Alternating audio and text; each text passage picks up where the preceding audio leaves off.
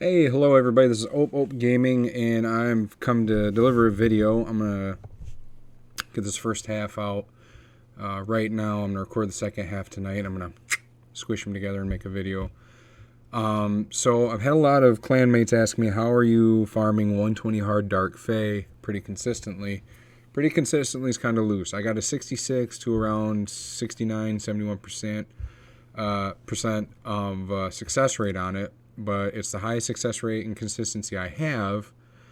It's not my fastest team though, but my fastest team is, I got to make some alterations. But we'll go over my consistent team first, and I'll start with the lead, and I'll work my way down. All components are needed. So let's start with the lead here. Where'd you go? She has an eye patch. Oh yeah, that's right. She's not 60 yet. I was running this on I was running Lady Kimmy at level 1, and this was perfect. No books even. I don't even think I had masteries on her. That's how good she was. It was level 1, no masteries. She had gear, and that was it. All right, and I'm gonna move myself here. We'll just go over here for a bit. So Lady Kimmy, amazing, right? If you didn't pull for her for that 150 shards, or you already had her, great. But if you didn't pull for her, it's kind of sad. But I understand it was an expensive thing to do if you didn't have the ancient shards. She is quintessential to making this happen. She needs to be your lead, but she cannot be your fastest champion. We'll go over that in a minute. Her total stats right now, 43,000 health, which I think I need to get her health down a little bit. 224 speed, and then accuracy. Really, it's health, speed, accuracy. That's what matters. If he can build, I think you need to build her with crit for her A1. Turn meter, hit switch. Nope. I guess they don't need to be a crit. But I built her with crit because it worked out. This is too much HP percentage on it, so I need to switch that out. So, health is number 1. Number 2, speed. Number 3, accuracy for each champion in this setup. There'll be one for the damage dealer, and that's going to be a little different. But here, let me show you. So these are the masteries I have on her, and I have her going all the way down to War Master because you want that little bit of extra damage to make the fight go faster. You don't want to be stuck there like a bomb will fight for 20 minutes, right? Which I haven't seen happen. You either win consistently like 5 minutes, 6 minutes. I think my fastest was like 4 minutes with this team, or you lose fast within like the first minute and a half. But I brought her down this tree here, just to get some extra damage out of her, a little bit of life still there, keep her alive. Sometimes she dies, and that's fine in the fight because the fight still works because I have 2 allures on the team as well. And your Carl the Scourge, which honestly, it's his only use I have. I play him in Faction Wars just kind of being like, well, look, I have a full legendary team. What does it matter? It sucks that he is not getting buffed. And 4.7, I believe, is the new patch notes. And I'm still salty about Urigrim. Boy, am I fucking salty. But, yeah. Anyways, so you run her down the accuracy tree, making sure everything's good. Increasing the turn meter by 10% when a debuff from her expires, which it won't from the boss because the boss should get 1 turn or no turns with this setup. She has a 30% chance of increasing her turn meter, 10% when a buff expires. That happens. That's great. So run down to this. Get that. And you want this, decreasing cooldown. You want this to give her some extra accuracy and speed. Go down to this to extend any buff she casts. And Master Hexer just to increase the chance of that A1. Right? Because that's the only one that doesn't get up to 100%. This one gets up to 100 with books. This is up to 100 with books. But like I said, you can use her without masteries, without books, at level 1, as long as she's 6-star. And you get the right amount of gear on her to give her 350 plus accuracy and 220-ish speed. Because her aura is the key to all this. I take the same kind of approach when I did my clan boss team. I have Bellinor. All right, he's my decreased defense and my weakened guy, and he hits pretty hard, and he gives the rest of the team increased crit rate on his aura. So I make it easier on myself to gear the rest of my team because of the aura. And it's the same way with Lady Kimmy. she gives a 30% increase in Doom Tower speed buff. That's pretty damn good. Now you think, oh, Doom Tower, it's pretty niche, isn't it? Well, it's not for a farming team. You can really just max out damage or max out accuracy or what have you just by playing off this. Because you don't have to be as fast.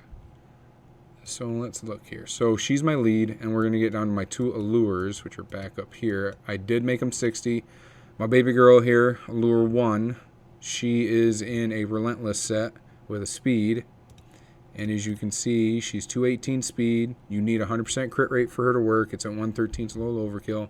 344 accuracy, it's a little low. If I could lose a bit of crit rate, I might be able to if I switch this out. I just need speed. Let's take a look here. I probably shouldn't be doing this while I'm recording, but whatever. Relentless weapon. Nope.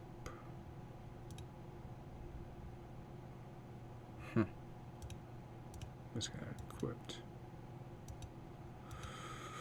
What's up here? Nope, she loses speed. And loses speed, loses accuracy.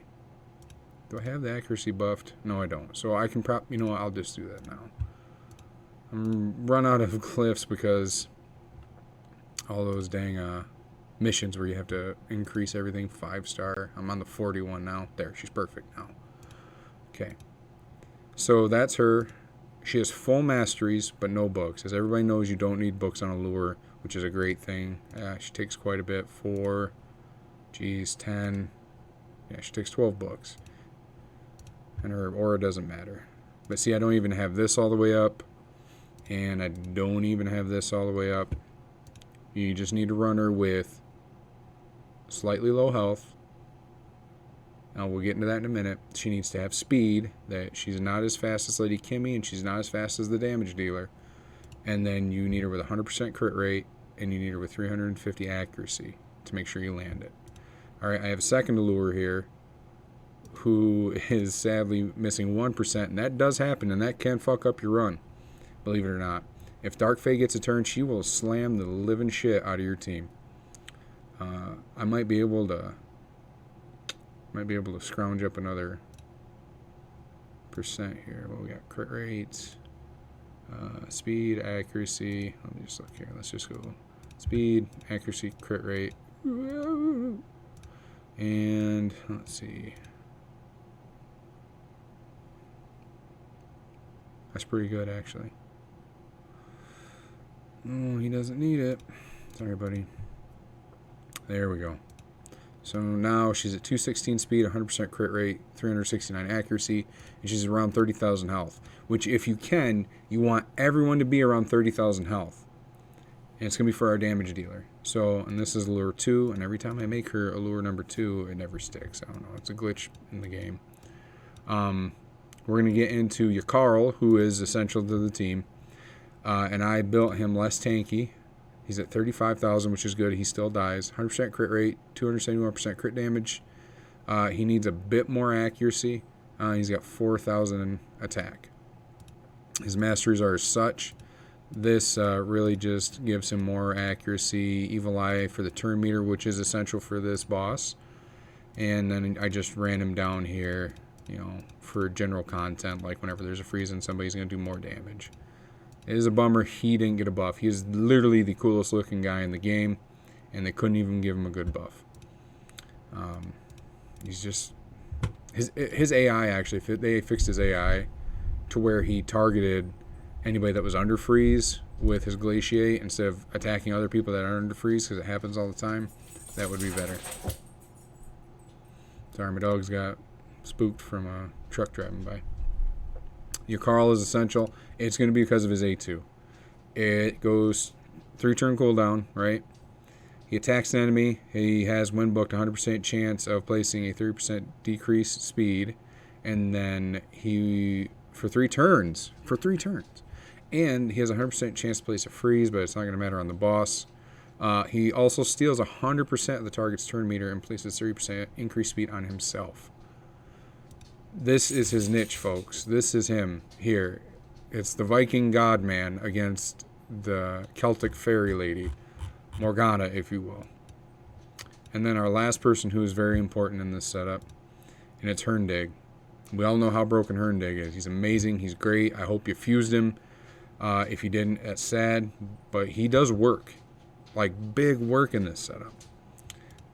It's mainly because of this skill, Lethal Lust. He gets an extra turn whenever he kills somebody. So, these are his masteries, right? Just giving him some extra accuracy and whatnot. And he does land his decreased accuracy on his A2 against the Fae quite a bit. He lands decreased accuracy on her and decreased defense, which speeds up the run. And I just ran him all the way down to Helm Smasher because I run him in Tag Team Arena, and I sometimes bring him in on my regular arena teams when there's a different run on it. He has Stayed, which can sometimes fuck you when she steals him and you hit him and he's like, well, I'm just gonna get all my turn meter back. That does suck. Also, I don't have the masteries done on the second allure. Oh, that stayed that time. That's nice. I only have her down to Evil Eye. If I wanted us to go faster, I could take her all the way down to Giant Slayer. Right? Because she has a triple hit A1 or a quadruple. Triple. No books. And she's in speed and perception. She's up to 100% chance, so that'll mitigate a lot of the stuff. Alright? So these are my champions that I use to go into the Doom Tower and auto 120 hard Dark Fae. I do use RSL Helper.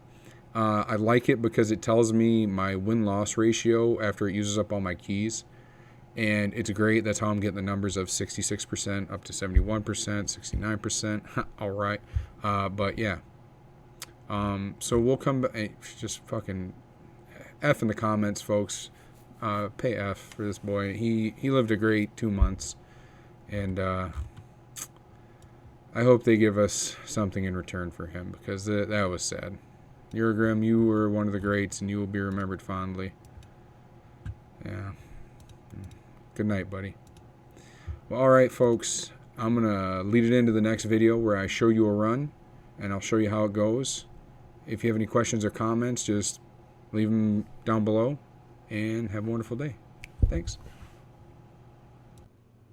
Alright, and so let's get to the bottom of it. So I promised I was going to show you my 120 Dark Elf team. And I do want to do some updates here in between the videos that I'm putting together to make one compilation video.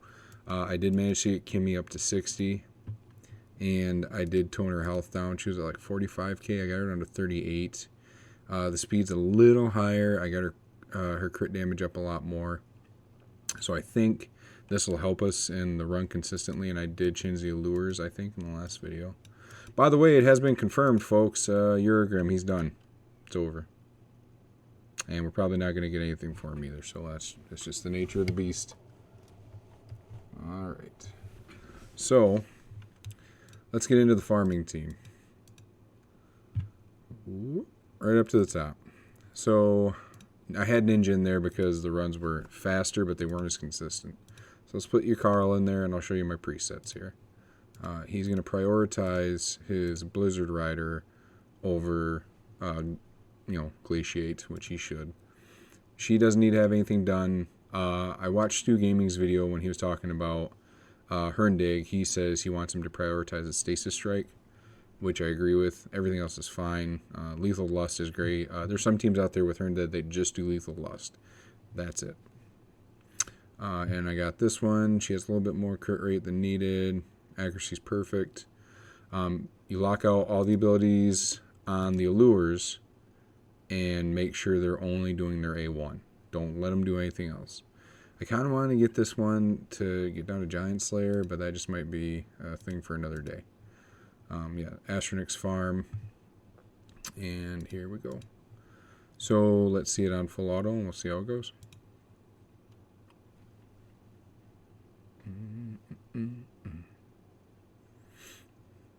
So as you see, Herndig chose to do his Stasis Strike first, and then it's just essentially the other teams just don't get a turn. The second wave is the one that's kind of sketchy because it's bad affinity for the team, right? It's almost like Plarium knew, like, oh, the best, you know, if they're going to use allures and all this other stuff and high damage dealers, they're going to use magic champions. So we got to really put it to them with these guys. But it still just goes fine. Yep. Oh, he didn't steal it. Oh, she's dead anyways. So boom, boom, boom. And there we go. And, yep, there's that allure taking her extra turns. It's beautiful when you just see her just be like... She'll get the Astranyx's turn meter all the way down to 0 after a couple times. So she's going to steal everybody. Her Nig's going to go slapping. And he killed everybody. Perfect. And she never gets a turn. This is the perfect run. And, yep, there he goes. Stole that. Decreased defense on her. She'll have decreased accuracy in a minute. And then this is literally how this fight is going to go for the rest of forever. And I want to say it's going to be like 5 minutes or so. 6 minutes. And I'm not going to keep you guys waiting here, but this is like the perfect run. All right. So if you have any questions about the team, there are other teams that I can make to show you guys that you can do it even as like free to play, stuff like that. Put your comments below. Ask me questions. Let's get a conversation going. I hope you enjoyed the video, and we'll see you again in the next video pretty soon. All right. I hope you guys have a wonderful day. Thanks.